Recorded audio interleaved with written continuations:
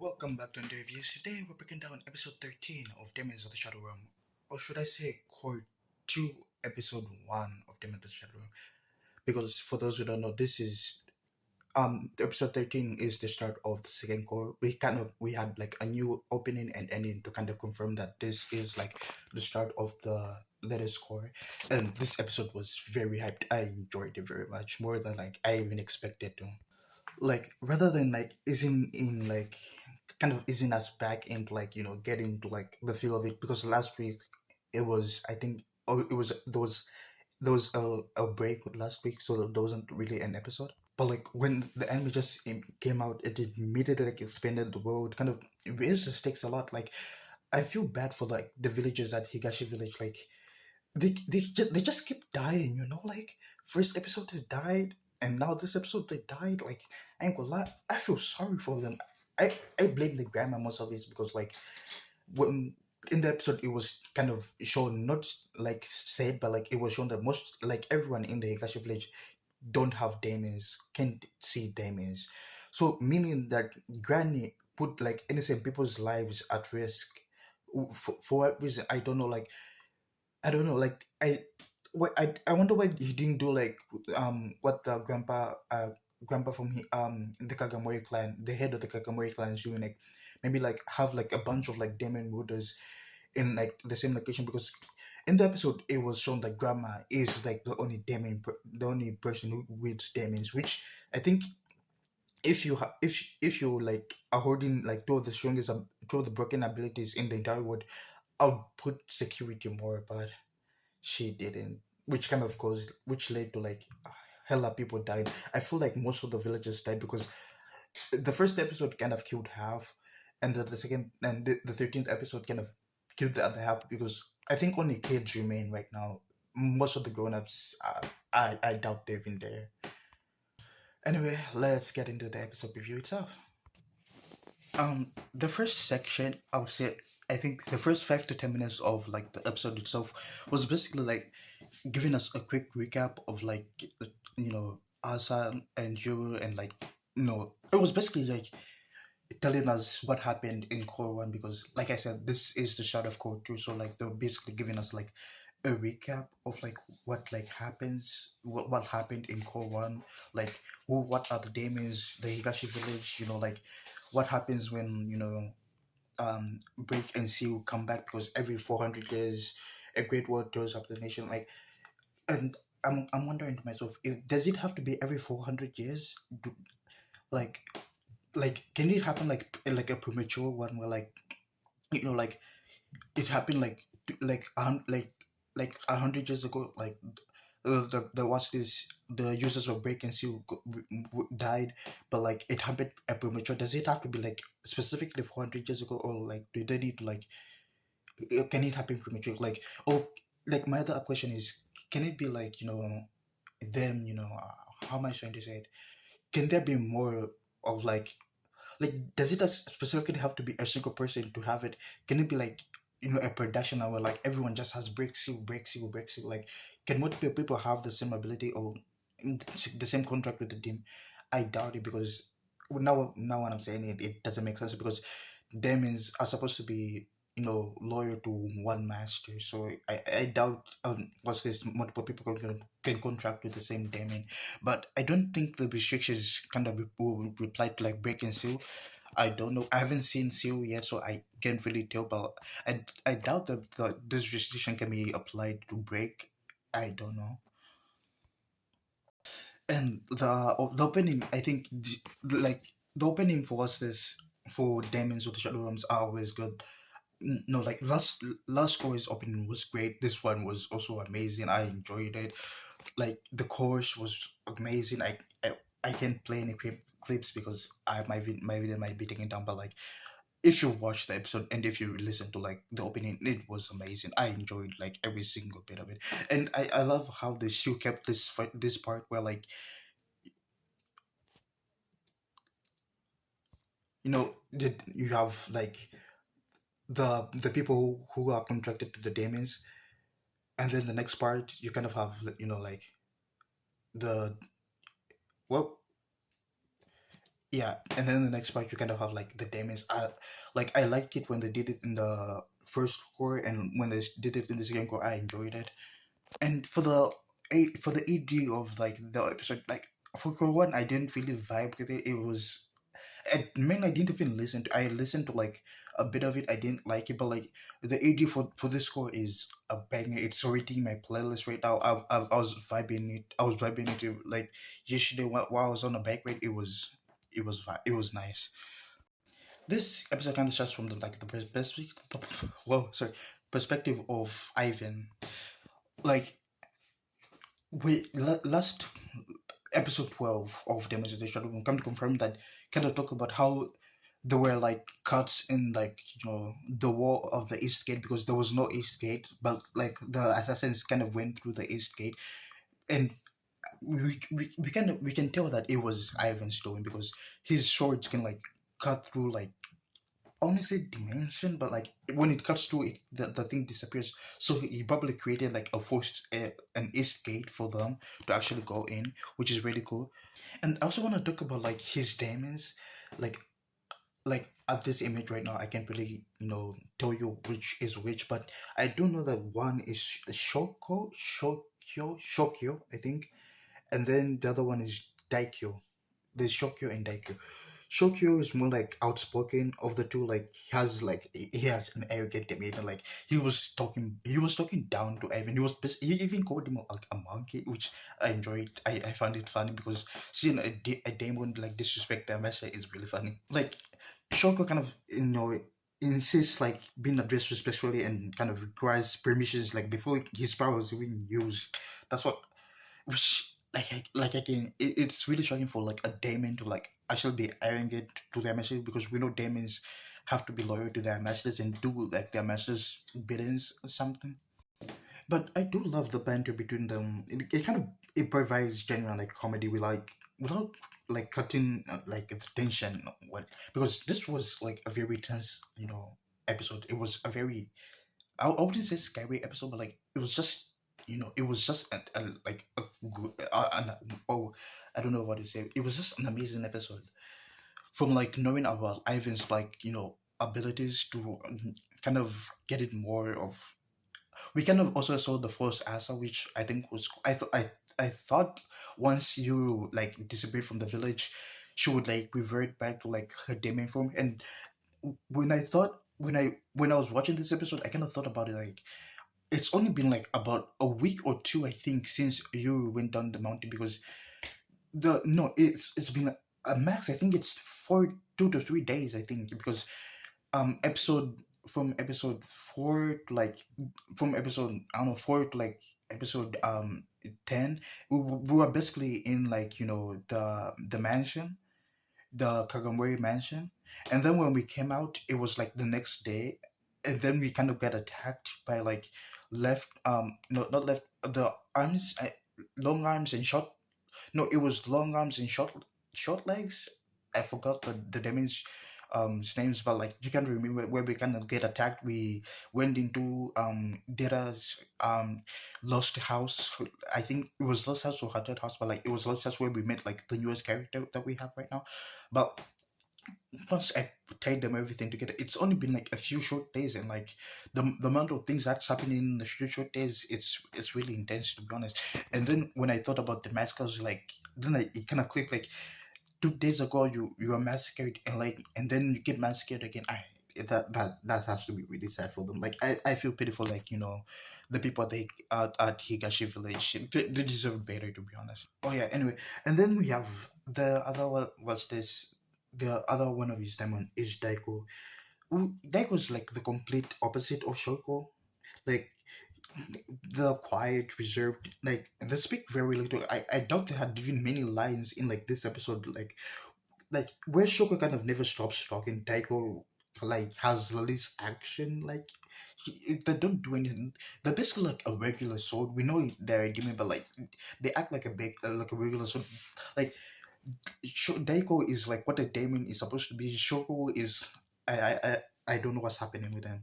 Like the contrast between the two of them just gives Ivan's like dynamic like a completely different feel from like Yu's relationship with like left and right. because we know left and right will do Euros beating no matter what. The vibe with him, but like we have one who talks too much and another one who doesn't talk too much, and a guy who kind of like has to like manage the dynamic between these two demons, which like I said, it's a creates really good comedy without like cutting into like the tension itself of like the episode itself.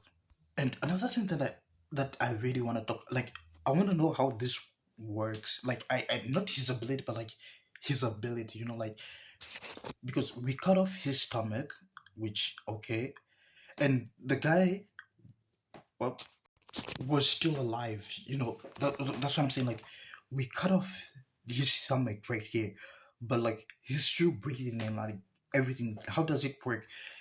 Like is it, does it ever explain how this his work? Because he does kind of spoilers, but like he does die in the episode. It's not spoilers. This is a review. You've watched the episode, but like does what?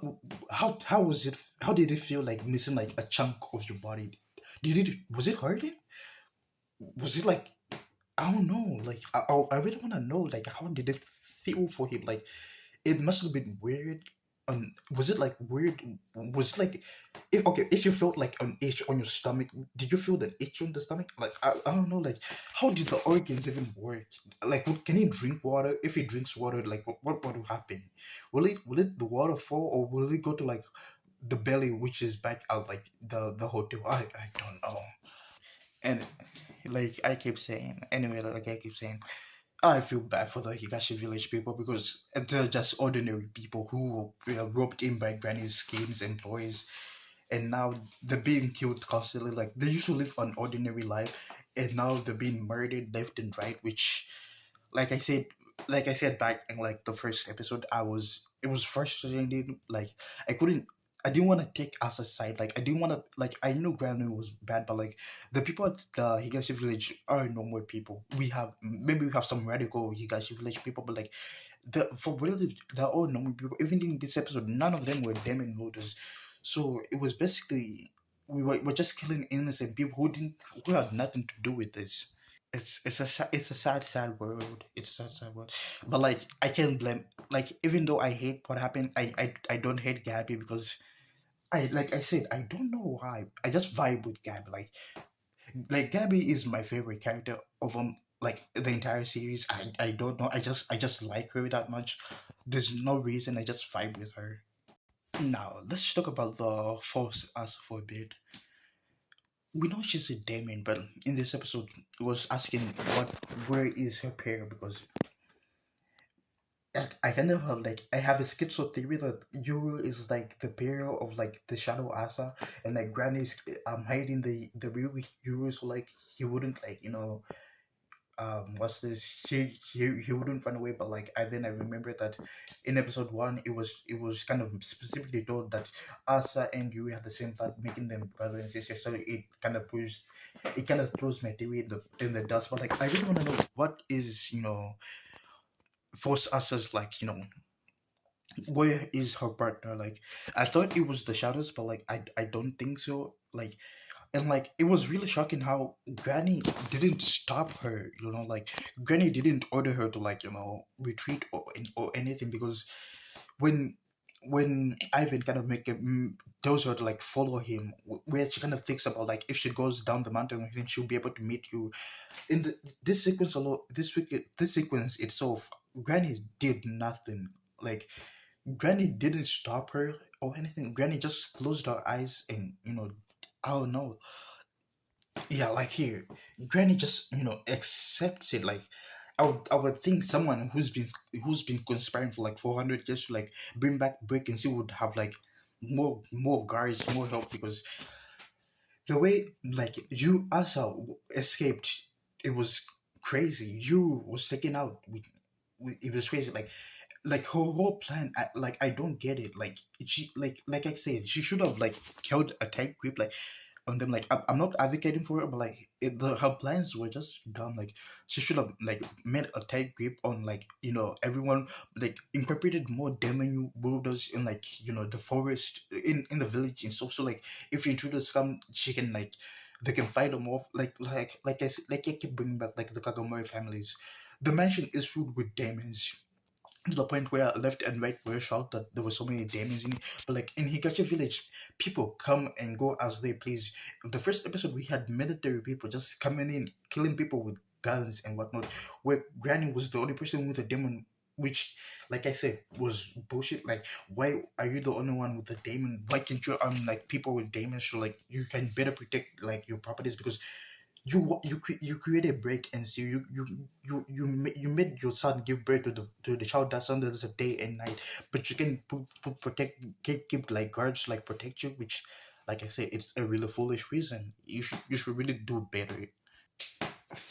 We also got to see Yu's best friend. Like I forgot his name. He was only there in like episode one. I know if I do like a bit of Google search, I can find his name, but like I don't feel like. But like he's going into the city to meet up with you, and like I feel like this two will form like a master servant contract because she also wants to like visit the city. I don't know,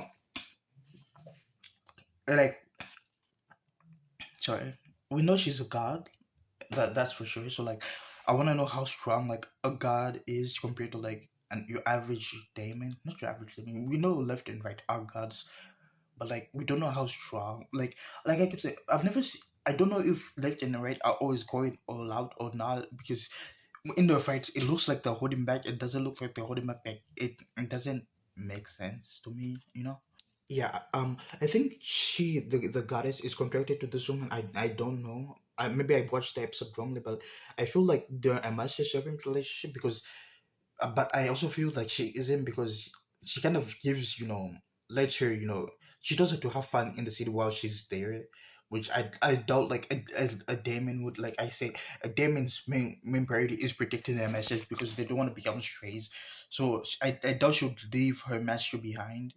Maybe this is like a secluded place where nobody comes, like the Kagamori, like Higashi village where she's safe. But like, I feel like I think that I feel like she had a partial contract, or maybe like gods don't need like have contracts. I don't know, but like.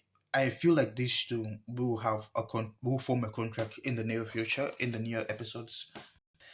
The episode kind of ends with like Ivan writing that message, all like the spiritual farmers what's his belly telling telling Data and you were to come to the Fujiwara warehouse. I feel like it's I think I want to say once you use emotional manipulation, because he has the first answer, and you has taken care of the first answer, even though like he knows she's not his real sister. I think he will be able to, like, he has like emotional connection that Ivan I think wants to use. I don't know, but it and she ends up like, anyway, after that message she wants, I know she wants to tell like Data and Yuru, but like she also doesn't want to tell them because I think it's a hassle for them. But like this is the part of her I kind of, I would say I hate this part of her where like she doesn't like take, like for her everything is a hassle, and I know it is like one day what like, but like we have a boy whose parents kind of like been kidnapped, his sister, like everything that happened to you right now has been really freaked up, and like she doesn't care in the least. Like this is like, I love her character, but like this is the part of her where like I really hate. Like I hope that like this character of her kind of changes a bit, because I'm not vibing with this character. Anyway, that's everything of the episode. And I like episode 13. Like episode 13 isn't like trying to immediately like be the top of like the previous arc. Like it's kind of like it's spreading in the world, but not at a steady speed. Like just it's slowly, like it's kind of introducing like new fighting styles. Like I didn't even know, like I thought demons could be demons. I didn't know like weapons could be like demons as well. Like that was a really cool thing that I actually learned. Like we it was really cool. And one other thing before I even end the episode, this girl has gone through a lot. I really hope she gets closure, because like she saw her mother die right in front of her, and then and then like once she's kind of getting through that emotional buildup, like then people start dying around her again, and now she's kidnapped. Like she has gone through a lot. Like I hope I hope she gets to like a happy ending at the end, because Like I hope she does, because what's happening to her is it's messed up. Like everything about her life right now, it's messed up right now. Anyway, if you enjoyed the video, please leave a like and subscribe. I'm Hunter, and I'll see you in the next one. Goodbye.